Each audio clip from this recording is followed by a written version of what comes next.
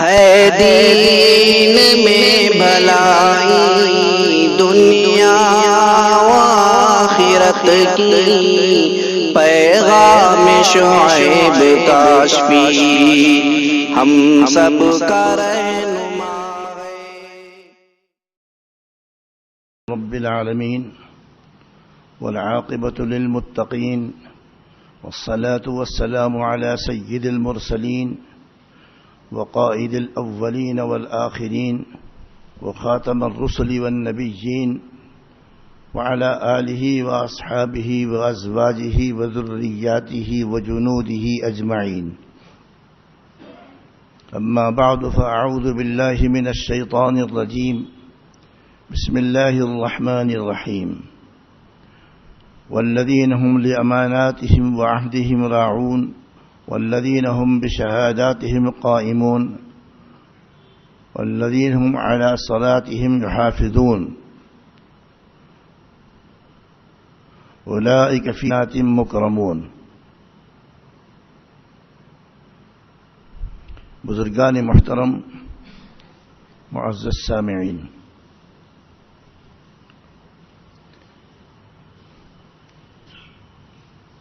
یہ آیت اور اس سے پہلے کی آیتیں مومنین کی صفات پر مشتمل ہیں۔ مطلب یہ ہے کہ مومن میں، مسلمان میں یہ صفات اور یہ خوبیاں ہونی چاہیے۔ یہ خوبیاں ہوں گی جو اس مقام پر 8 بیان کی گئی ہیں، تو اس کے اندر بری خصلتیں نکل جائیں گی۔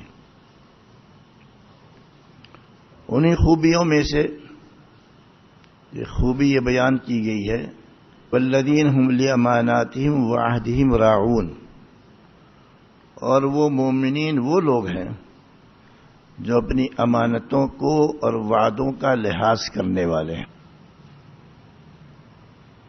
امانتوں کا، وعدوں کا لحاظ کرنے والے مطلب کیا ہے؟ اگر ان کے پاس کوئی امانت ہے، اللہ تعالیٰ کی جانب سے دی ہوئی امانت ہو یا انسانوں کی جانب سے دی ہوئی امانت ہو، اس امانت میں خیانت نہ کریں، گڑبڑ نہ کریں۔ اللہ کی دی ہوئی امانتوں میں قرآن خدا کی ایک امانت ہے، اس پر عمل کرنا ضروری ہے۔ عمل کوئی نہیں کرے گویا وہ خیانت کر رہا ہے۔ شریعت کے احکام ہیں، وہ اللہ تعالیٰ کی جانب سے بندوں کو امانت دی گئی ہے کہ تم اپنے پاس رکھو، اس کی حفاظت کرو، اس کے مطابق عمل کرو۔ یہ سب امانتیں ہیں۔ اللہ تعالیٰ نے انسانوں کو بہت ساری صلاحیتیں دیا ہے۔ وہ صلاحیت جو اندر کی ہوتی ہے، اس کا صحیح استعمال امانت کو صحیح طریقے پر ادا کرنا کہلائے گا، اور صحیح استعمال ہو تو وہ خیانت کہلائے گی۔ جوانی ایک امانت ہے، صحت تندرستی ایک امانت ہے، علم ایک امانت ہے، بہادری ایک امانت ہے۔ اس طرح بہت ساری امانتیں ہیں۔ یعنی مسلمان میں وہ سب کمالات اور خوبیاں پائی جاتی ہیں، ان کا استعمال شریعت کے مطابق ہو تو امانت کو صحیح طریقے سے ادا کیا، ان کا استعمال صحیح نہ ہو تو یہ خیانت ہے، یہ امانت کے خلاف ہے۔ ایسے ہی کسی نے کسی کو کچھ مال دیا، چیز دی، اور کہا اپنے پاس محفوظ رکھیے، جب میرا جی چاہے کہ میں آپ سے لے لوں گا، یہ اس کے پاس امانت ہے، اس میں گڑبڑ نہیں ہوئی۔ مثلا کسی شخص نے کسی کو کرائے پر مکان دیا، مکان بھی اس کے پاس ایک امانت ہے، اس میں توڑ پھوڑ کے کرایہ دار کو، جیسا کہ عام طور پر لوگ برباد کر کے رکھ دیتے ہیں کرایہ دار، یہ خیانت ہے، یہ امانت داری کے خلاف ہے۔ اس کی حفاظت کرایہ دار کے ذمے ضروری ہے۔ ایسے کسی شخص نے کسی سے کہا بھائی تھوڑی دیر کے لیے ہمیں اپنی کار دے دیجئے، موٹر سائیکل دے دیجئے، تو یہ امانت اس کے ہاتھ میں دی گئی ہے وقتی طور پر، اس کا صحیح استعمال ہونا چاہیے، ورنہ یہ امانت داری کے خلاف ہوگا۔ کسی نے مسجد کو چندہ دیا، مدرسے کو چندہ دیا، اس چندے کا صحیح استعمال ہونا چاہیے، اگر غلط استعمال ہو رہا تو یہ امانت داری کے خلاف ہے، یہ بے ایمانی کہلائے گی، یہ امانت داری کے خلاف ہوگا۔ یہی وجہ ہے کہ مدرسوں میں پیسے جمع ہوتے ہیں، 1 لاکھ 2 لاکھ 4 لاکھ 5 لاکھ جتنے بھی جمع ہو جائیں، جمع ہوتے ہیں سال بھر خرچ ہونے کے لیے۔ اب مدرسے کے ذمہ داروں کو اور محتمم کو، یا کوئی صدر ہو یا کوئی سیکریٹری ہو، ان کو حق نہیں پہنچتا وہ پیسے اپنے کاموں میں استعمال کر لیں، اپنی تجارت میں لگا لیں اور نفع خود رکھیں اور اصل مال مدرسے کو واپس کر دیں۔ مدرسے کے پیسوں سے یا مسجد کے پیسوں سے کوئی کاروبار نہیں کر سکتا ہے کہ صاحب لے لیا پیسہ اور جناب اسے استعمال کرتے رہے، اس سے نفع کماتے رہے، نفع خود رکھ لیا اور اصل پیسے جو تھے وہ مدرسے میں جمع کر دیے مثلا، تو یہ سمجھتا کہ میں نے ایمانداری کا معاملہ کیا۔ یہ ایمانداری نہیں ہے، تم کو حق ہی نہیں تھا کہ مدرسے مسجد کا بیت المال کا پیسہ لے کر کے اور اس کو اپنی ضروریات میں خرچ کرو یا تجارت میں لگاؤ اور نفع کماؤ، اس کی بالکل اجازت نہیں۔ اس کی بھی اجازت نہیں ہے کہ مدرسے کے پیسے کسی ممبر کو قرضے کے طور پر دیے جائیں۔ یہ پیسہ جو لوگ جمع کرتے ہیں قرض دینے کے لیے نہیں ہے، اس کی بھی اجازت نہیں ہے، تو یہ بے ایمانی ہو جائے گی، امانت داری کے خلاف ہو جائے گا۔ بعض جگہ سنا گیا ہے کہ لوگ جو ہے مدرسے کے یا کسی مسجد کے پیسے زیادہ ہوتے ہیں تو لے کر کے کاروبار میں لگا لیتے ہیں، نفع خود رکھ لیتے ہیں اور اصل پیسے جو ہیں واپس کر دیتے ہیں اور سمجھتے ہیں میں نے کوئی گناہ نہیں کیا۔ بہت بڑا گناہ ہے کہ آپ جس پیسے سے نفع کما رہے وہ پیسہ بھی مدرسے ہی کا ہو گیا، تمہارا کہاں سے ہو گیا؟ یہ امانت داری کے خلاف ہوگا۔ تو غرض یہ ہے کہ امانت داری اور امانت کی حفاظت کرنا، لحاظ کرنا، اس کا غلط استعمال نہ کرنا، یہ ایک مومن کی شان ہے، اس میں صفت ہونی چاہیے۔ جو چیز جیسی ہے اس کو ویسے ہی رکھنا چاہیے، اور جس نے امانت رکھی ہے اس کو واپس کرنا چاہیے، یا اس نے جہاں خرچ کرنے کے لیے کہا اسی مقام پر اس کو خرچ کرنا چاہیے۔ والذین هم لاماناتہم، اور وہ مومنین جو اپنی امانتوں کی حفاظت کرتے ہیں، وعہدہم راعون، اور اپنے وعدوں کا لحاظہ کرتے ہیں، معاہدہ کی عہد کیا، مثلا کسی سے قرضہ لیا اور یہ کہا صاحب میں 3 مہینے واپس کر دوں گا، 3 مہینے کے بعد واپس کرو، وعدہ تم نے کر رکھا ہے، ٹال مٹول کرتے رہے۔ ہاں اگر اتفاق سے نہیں ادا کرنے کے لیے تو معذرت کر دو، اس سے معافی مانگ لو تو الگ بات ہے، لیکن یہ اگر ٹال مٹول کر رہے ہیں، 3 مہینے کے وعدہ تھا، سال بھر ہو گئے قرضہ ہی نہیں دے رہے ہیں، یہ بددیانتی ہے، یہ وعدے کی خلاف ورزی ہے۔ ایسے ہی اگر 2 مسلمان ملک میں اور غیر مسلم ملک میں اگر معاہدے امن ہو جائے کہ بھئی ہم آپس میں 1 سال تک جنگ نہیں کریں گے، تو یہ بھی ایک عہد ہے، وعدہ ہے، معاہدہ ہے، لہذا مسلم حکومت کو اس بات کی اجازت نہیں ہوگی کہ وہ غدر سے کام لے۔ مرتبہ حضرت امیر معاویہ رضی اللہ تعالیٰ عنہ، امیر معاویہ رضی اللہ تعالیٰ عنہ بہت ہی مشہور مضبوط بادشاہ گزرے ہیں، 20 سال تک حکومت کیا انہوں نے، 20 سال تک گورنر رہے، حضرت عمر کے زمانے میں 20 سال تک بادشاہ بن کر کے رہے، زبردست حکومت قائم کیا، اپنے پورے ملک میں بغاوت نہیں ہونے دیا، اور اتنے ان کے اوسان خطا نہیں ہوتے تھے، گھبراتے جلدی نہیں تھے، پریشان نہیں ہوتے تھے۔ ان کے بارے میں ہے اگر پرچہ نویس تمہارے جاسوس، اگر پرچہ نویس اور انٹیلیجنس کے لوگ اطلاع دیتے کہ فلاں بادشاہ غیر مسلم بادشاہ تمہارے ملک پر حملہ کرنا چاہتا ہے، پرچہ ایسا پڑھتے پھینک دیتے، ان کے اوپر کوئی اثر ہی نہیں ہوتا تھا، دیکھیں گے ٹکر لیں گے۔ چنانچہ ان کے زمانے میں کوئی جو ہے مسلم حدود سلطنت میں گھس نہیں سکا ہے، نہ بغاوت ہو سکی ہے، یہ ان کی شان تھی۔ تو انہوں نے ایک معاہدہ کیا، غالباً رومیوں سے کس سے معاہدہ کیا، جنگ بندی کے معاہدہ کیا، تاریخ متعین ہو گئی تو انہوں نے کیا کیا کہ فوج جو ہے سرحد پر لگا دی جائے، اور جیسے ہی تاریخ ختم ہوگی اچانک حملہ کر دیا جائے، بس وہ تو بھاگ جائے گا، دشمن ڈر جائے گا۔ تو کوئی بددیانتی وعدہ خلافی نہیں تھی، لیکن ایک طرح کا دھوکہ تھا۔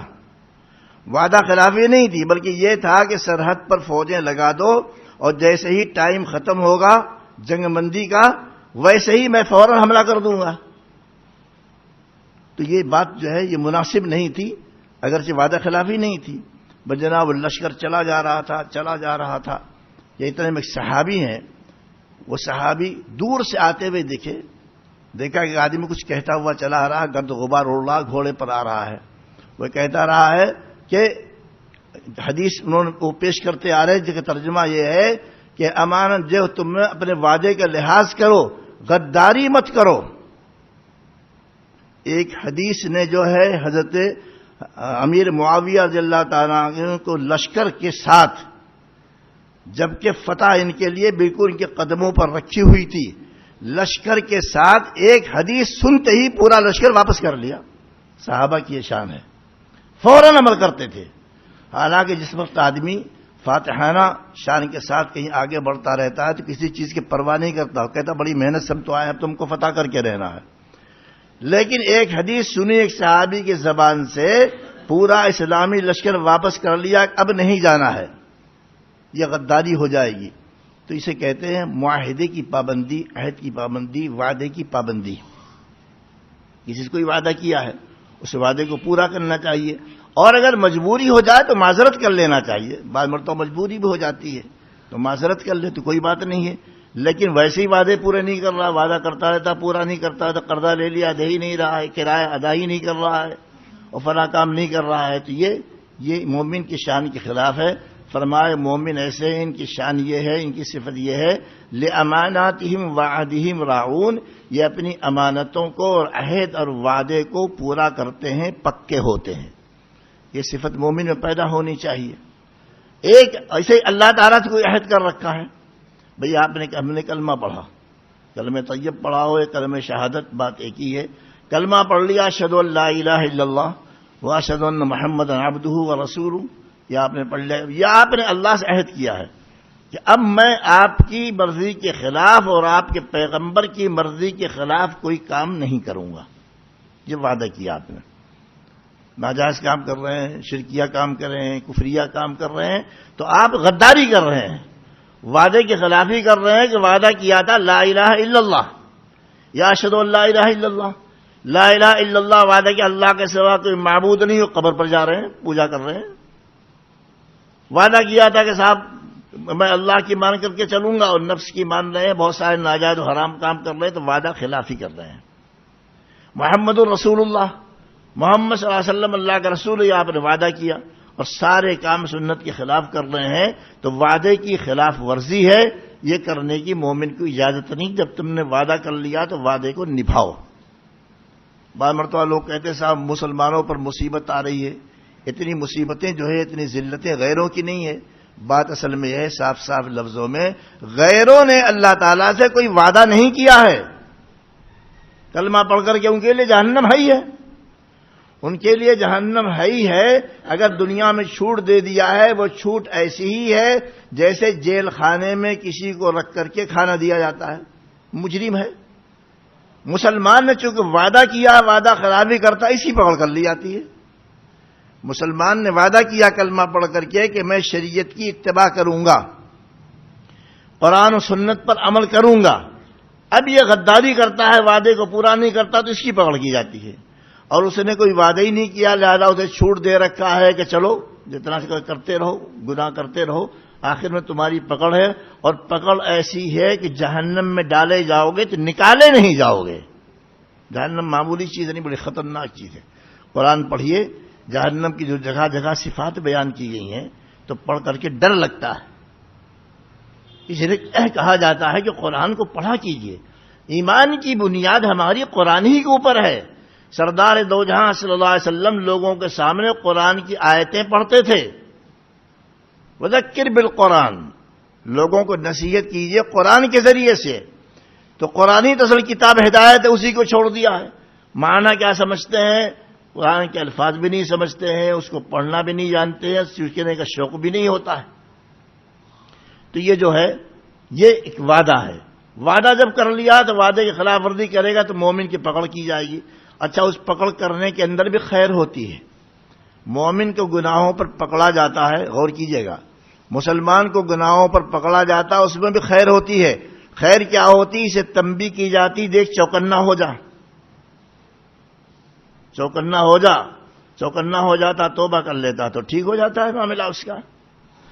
تو عہد کو پورا کرنا یہ مومن کی شان ہے، اور ایک سب سے بڑا عہد کر کے کہ عالم ارواح سے ہم لوگ چلے ہیں۔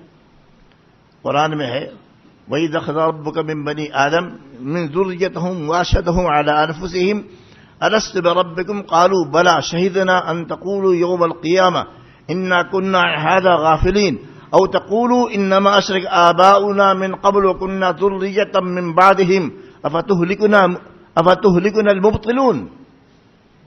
اس کا خلاصہ یہ ہے، اب میں اگر ہر لفظ کی تشریح کروں گا بہت ٹائم لگ جائے گا۔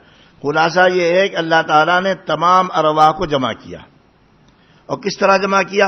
آدم علیہ السلام اور آدم علیہ السلام کے جتنے بیٹے تھے ان کو ان کے پیٹھ سے نکالا، پھر بیٹوں کے پیٹھ سے ان کے بیٹوں کو نکالا، پھر بیٹوں کے پیٹھ سے ان کے پیٹھ سے نکالا، یعنی جس ترتیب سے دنیا میں لوگ پیدا ہو رہے ہیں اسی ترتیب سے تمام انسانوں کو نکالا۔ باپ کے پیٹ سے اس کے بچے کو، اس کے پیٹ سے اس کے پیٹھ سے اس کی پیٹھ سے اس کے بچے کو، اس کی پیٹھ سے اس کی نسل کو بیان کرنا ہوتا تو کہتے ہیں فلاں کی پیٹھ سے نکلا ہے۔ کسی کی نسل کو بیان کرنا ہوتا، اصل تو مرد ہے، نسل تو مرد سے چلتی ہے نا، عورت سے نسل نہیں چلتی ہے، تو کسی کی نسل کو بیان کرنا ہوتا تو کہتے ہیں فلاں کی پیٹھ سے نکلا۔ تو فرماتے ہیں آدم سے ان کی اولاد، پھر اولاد کی اولاد، پھر اولاد کی اولاد، ہم لوگ سب تو آدم علیہ السلام کے اولادی ہیں۔ تو جس ترتیب سے دنیا میں لوگ پیدا ہو رہے ہیں ہزاروں سال سے، اسی ترتیب سے لوگوں کو ایک خاص شکل میں روح کو ان کے نکالتے چلے گئے، سب کی روح نکل کر کے جمع ہو گئی۔ خلاصہ یہ ہے کہ سارے دنیا کے انسان جو آدم علیہ السلام سے لے کر کے اور قیامت کی آخری تاریخ تک جتنے پیدا ہوں گے ان تمام انسانوں کی روحوں کو اللہ تعالیٰ نے جمع فرمایا۔ اب تو سمجھ میں آ گیا ہوگا بالترتیب، اور جمع کر کے ان سے وعدہ کیا وَإِذْ أَخَذَ رَبُّكَ مِنْ بَنِي آدَمَ مِنْ ذُرِّيَّتِهِمْ وَأَشْهَدَهُمْ عَلَىٰ أَنفُسِهِمْ أَلَسْتُ بِرَبِّكُمْ، اور ان سے اقرار کروایا۔ اقرار کیا کروایا؟ میں تمہارا پروردگار نہیں ہوں، کیا میں تمہارا پروردگار نہیں ہوں؟ بعض حضرات نے لکھا، سب حیران پریشان، کیا جواب دیں بھائی، نہ سیکھا تھا نہ پڑھا تھا، اچانک سوال کیا جا رہا ہے الستُ بربکم، میں کیا تمہارا پروردگار نہیں ہوں؟ سب چکر میں تھے کہ جواب کیا دیا جائے، کہ اچانک سردار دو جہاں صلی اللہ علیہ وسلم کی روح مبارک نے جواب دیا بلا، کیوں نہیں آپ ہمارے رب ہیں، ہمارے رب آپ ضرور ہیں۔ حضور کو سن کر کے سارے انسانوں میں مطلب خالی مسلمان نہیں، جتنے بھی انسان دنیا میں، مسلمان ہوں، کافر ہوں، یہودی ہوں، عیسائی ہوں، سب نے حضور کو سن کر کے کہا بلا، بلا مانے کیوں نہیں، الست بربکم، کیا میں تمہارا رب نہیں ہوں؟ قالوا بلا، لوگوں نے کہا ہاں کیوں نہیں ہے، اقرار کروا لیا ان سے، اقرار کروا لیا۔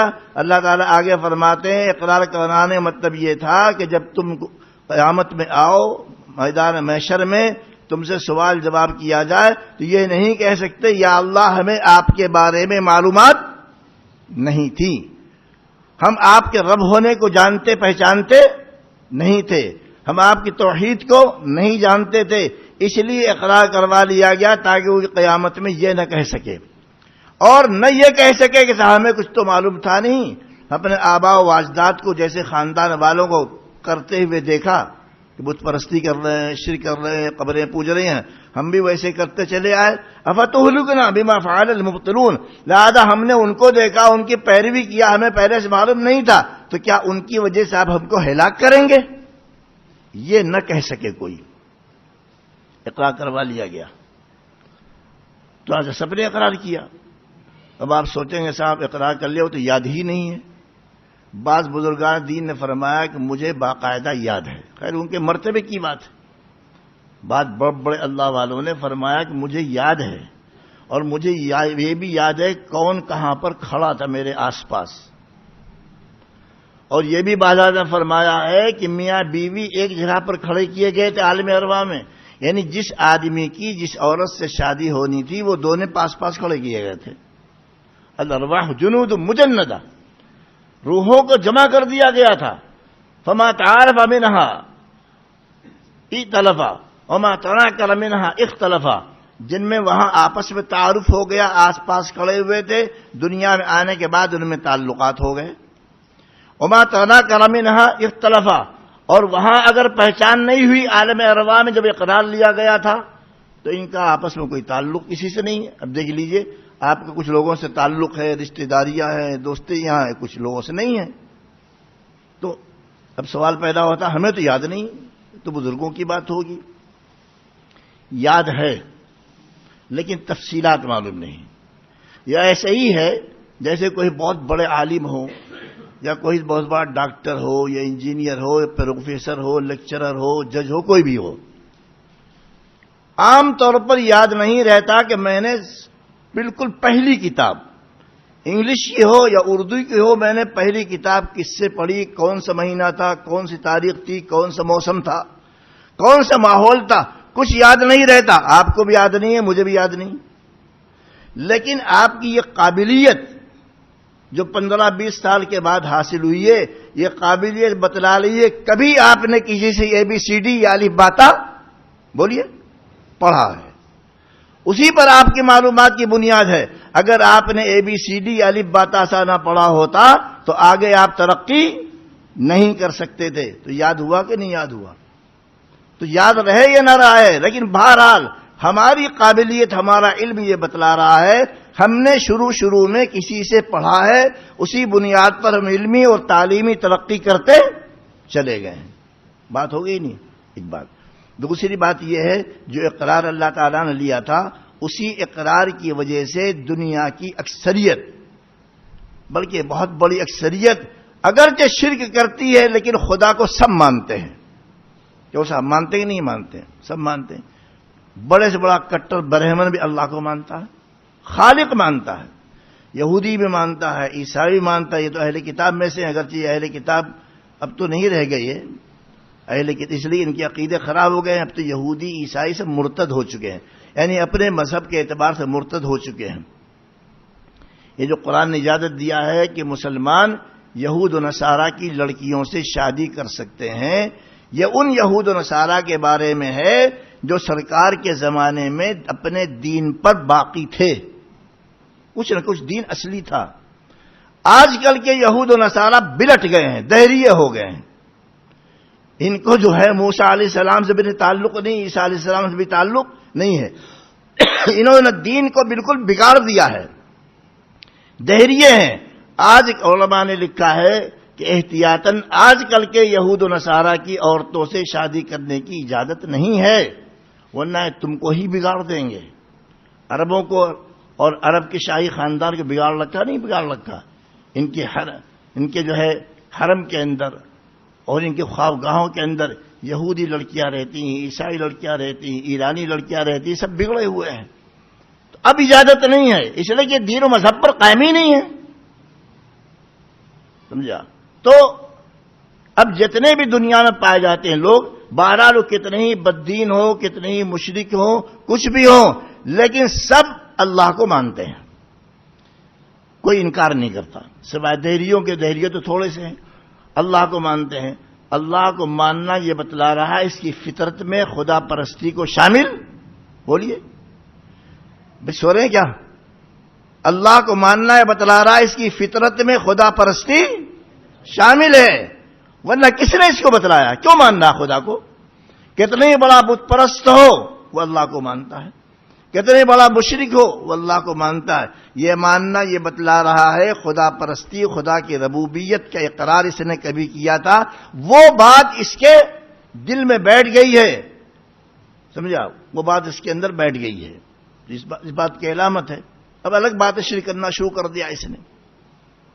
اسی لیے سرکار نے فرمایا کہ جو بھی کل مولود یولد علی الفطرہ فابواہ یحودانہ او ینصرانہ او یمجسانہ او کما قال علیہ الصلوۃ والسلام، سرکار نے فرمایا ہر بچہ فطرت اسلام پر پیدا ہوتا ہے، پیدائشی طور پر مسلمان رہتا ہے۔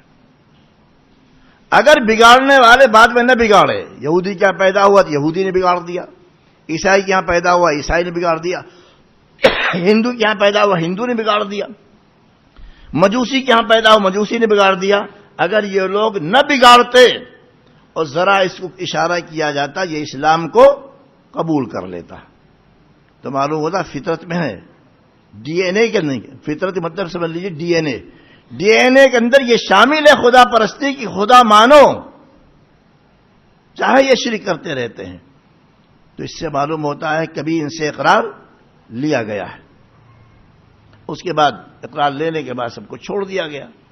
اب آدمی اقرار کرنے کے بعد وہاں سے چلا، عالم ارواح سے جو آدمی چلا، آدمی نے میں بہت سارے سفر کیے، ہماری روح نے بہت لمبے سفر کیے ہیں، اقرار کرنے کے بعد اب جیسے جیسے لوگ پیدا ہوتے رہے اور اپنے ماں کے پیٹ میں آتے رہے، تو ایک دنیا تو ماں کا پیٹ ہے، سفر کر کے وہاں آ گئے، وہاں اس کی تخلیق ہوئی، اور انسان کی تخلیق 7 مرحلوں میں ہوئی ہے۔ انسان کی پیدائش، تخلیق کا مطلب پیدائش، انسان کی پیدائش 7 مرحلوں میں ہے۔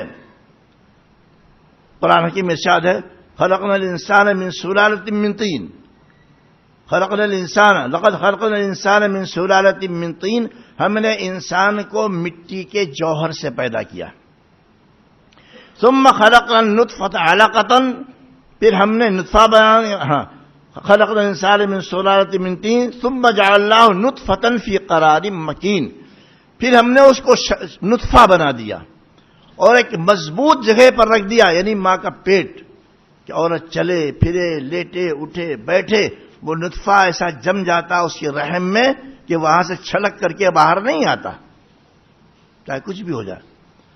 ثم جعلنا النطفۃ علقۃ، پھر نطفے کو ہم نے جمع ہوا خون بنا دیا، ثم خلقنا النطفۃ علقۃ ثم خلقنا العلقۃ مضغۃ، پھر ہم نے جمے ہوئے خون کو گوشت بنا دیا، ثم جعلنا النطفۃ علقۃ فخلقنا العلقۃ مضغۃ فخلقنا المضغۃ عظاما، پھر ہم نے اس گوشت کو ہڈی بنا دیا، معلوم ہے پہلے گوشت بنتا ہے پھر ہڈی بنتی ہے، فکسونا العظام لحما، پھر ہڈی کے اوپر پھر گوشت چڑھا دیا جاتا ہے، ثم انشأناہ خلقا آخر، پھر ہم نے ایک دوسری ہی مخلوق بنا دیا، پہلے کیا تھا کچھ نہیں تھا۔ تو ترتیب ہے کہ 7 مرحلوں سے گزرتے ہوئے انسان زندہ ہو کر کے اس دنیا میں آ جاتا ہے۔ پہلے کیا ہے سلالۃ من طین، مٹی کے جوہر۔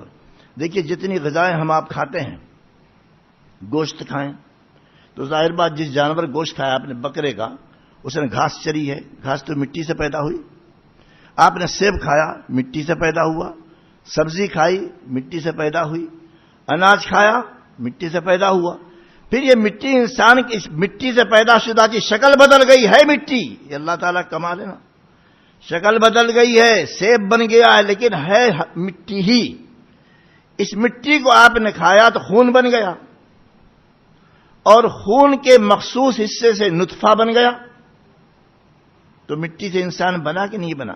آدم علیہ السلام کو تو ڈائریکٹ اللہ تعالیٰ نے مٹی سے بنا دیا، پتلا بنا دیا، اولاد آدم کو براہ راست مٹی سے نہیں بنایا ہے بلکہ بالواسطہ مٹی سے بنایا ہے، کہ اللہ تعالیٰ کی پیدا کی مختلف چیزوں کو کھایا، اس سے خون بنا، خون سے نطفہ بنا، نطفے سے جناب خون بن گیا، جمع ہوا خون بن گیا، پھر گوشت بن گیا، پھر ہڈی بن گئی، پھر ہڈی کے اوپر پھر اللہ تعالیٰ نے گوشت چڑھا دیا، اور اس کے بعد جب مکمل ہو گئی تخلیق تو اس کے اندر روح پھونک دی گئی، تو یہ 7 مرحلے ہو گئے۔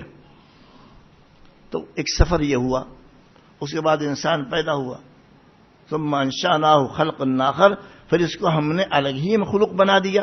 بتائیے کہاں یہ خون، کہاں یہ نطفہ، کہاں یہ جمع ہوا خون، کہاں جناب گوشت کی بوٹی اور ہڈی اور فلاں اور فلاں، اور جب اس دنیا میں آیا تو پھر ترقی کرتے کرتے کیا کمال کرتا ہے، کتنے علوم و فنون حاصل کرتا ہے، کتنی علمی تحقیقات کرتا ہے، کتنی ایجادات کرتا ہے، کتنے اکتشافات کرتا ہے، اور کیسی کیسی عبادتیں کر کے اللہ تعالیٰ قرب حاصل کرتا ہے، تو تھا کیسا جس کی کوئی حیثیت نہیں، اور اس کے بعد اللہ نے جو اس کو کمالات دیے ہیں تو کہاں سے کہاں پہنچ گیا ہے.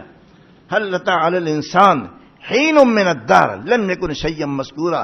کیا انسان پر زمانہ نہیں آیا ہے کوئی چیز نہیں تھی, نام و نشان نہیں تھا. ہمارا آپ کہیں نام و نشان تھا؟ کہیں نہیں تھا. هل أتى على الإنسان حين من الدهر, ایک زمانہ گزرا, لم يكن شيئا مذكورا, کچھ بھی نہیں تھا, پھر ہم نے اس کو پیدا کیا. آگے فرمایا گیا اور فلاں فلاں اس کے اندر خوبیاں اور کمالات پیدا کیے گئے. تو ایک سفر تو یہ کیا عالم ارواح سے چلا, پھر ماں کے پیٹ میں آیا, وہاں طرح طرح کی تبدیلیاں ہوئیں. تبدیلیاں ہونے کے بعد اس دنیا میں آیا, یہاں تبدیلیاں ہو رہی ہیں. بچپن ہے, بالکل کچھ بھی نہیں کر سکتا ہے, نہ بول سکتا ہے, نہ چل سکتا ہے, نہ کھا سکتا ہے, نہ پی سکتا ہے. بتدریج اس کی تربیت ہوتی چلی جا رہی ہے. پھر آدمی جوان ہوتا ہے, پھر آدمی ادھیڑ ہوتا ہے, پھر آدمی بوڑھا ہوتا ہے. کچھ لوگ بوڑھا ہونے سے پہلے ہی مر جاتے ہیں, اور بوڑھا ہونے کے بعد پھر ابتدائی کیفیت پیدا ہو جاتی ہے. جیسے بچپن میں چل نہیں پاتا تھا, بہت ہی بوڑھا ہو جانے کے بعد آدمی کہاں چل پاتا ہے. بچپن میں یاد کچھ سمجھ میں نہیں پاتا تھا, بہت بوڑھا ہو جانے کے بعد آدمی کہاں سمجھ پاتا ہے. بچپن میں آدمی جو ہے وہ کوئی عقل و خرد نہیں رکھتا تھا, بوڑھا ہو جانے کے بعد کہاں عقل و خرد رکھتا ہے. وہ لوگ جن سے جوانی میں لوگ مشورے لیا کرتے تھے, اور جب بہت بوڑھا ہو جاتا تو گھر والے خود معاملات طے کر لیتے ہیں, کوئی اس بوڑھے آدمی سے کوئی مشورہ نہیں لیتا. جس سے مشورہ لیتے تھے اس کو نظر انداز کر دیتے ہیں, یہ کیا بیچارہ بتائے گا. تو آخر مرحلے میں یہ ہوتا ہے کہ پڑھا لکھا جو نیاز نے اسے صاف دل سے بھلا دیا, کچھ بھی پتا نہیں رہتا ہے. ایسے بڑھاپے سے سرکار نے پناہ مانگی ہے. من الحرم, حرم کہتے ہیں ایسے بڑھاپے, چھوٹے سے, یعنی بالکل خبتی ہو جائے آدمی, کسی کام کا نہیں رہ جائے, عقل نہیں, خرد نہیں, ہوش نہیں ہے, نماز بھی نہیں پڑھتا ہے. نماز پڑھتا ہے تو سوچتا ہے کہ ظہر کی نماز پڑھ رہا ہوں, کہ عصر کی نماز پڑھ رہا ہوں, 4 رکعت میں نے پڑھی ہے کہ 2 رکعت میں نے پڑھی ہے. یہ کیفیت ہو جاتی ہے آدمی کی. سفر یہ ہوا, اس کے بعد پھر انتقال ہو گیا. انتقال ہو جانے کے بعد پھر ہوتا ہے, پھر آدمی عالم برزخ میں جاتا ہے. انتقال کے وقت میں کیا ہوتا ہے, کیا حالات ہوتے ہیں, فرشتے آتے ہیں, وہ کیا کیا کرتے ہیں, پھر عالم برزخ میں کیا ہوتا وغیرہ وغیرہ. انشاءاللہ مضمون ادھورا رہ گیا ہے, آئندہ ہفتے بیان کیا جائے گا. وآخر دعوانا ان الحمدللہ رب العالمین.